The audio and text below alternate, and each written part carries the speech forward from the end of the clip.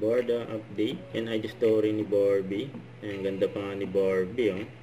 Sabi ni Barbie, naranasan nyo na ba sunukin sa kilig? Hahaha.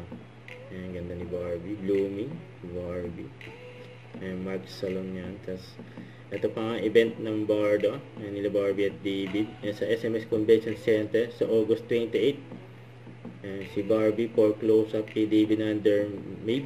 Ayan, sa BeautyCon 2025. Ito yung schedule. Ay mauna si David. And 2 to 2:30 p.m. And sa Dermaid at kay Barbie close-up. And 3 to 3:30 p.m. Inabangan sila Barbie at David dyan. At featuring pa nga sila Barbie at David.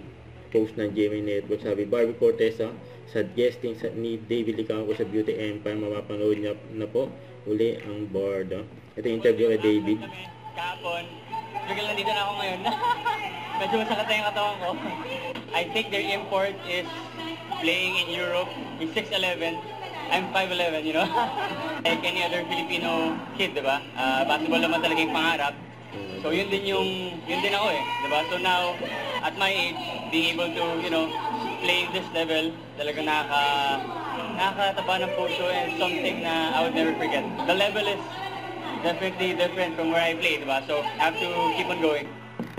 Ito pa yung mga video ng Borda during McDonald's kasama ang team Borda. Yan o. Ano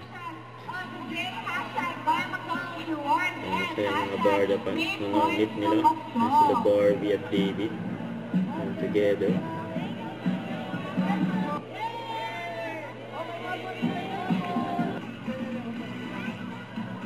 Kasama rin nila dyan si Miss Heart Evangelista.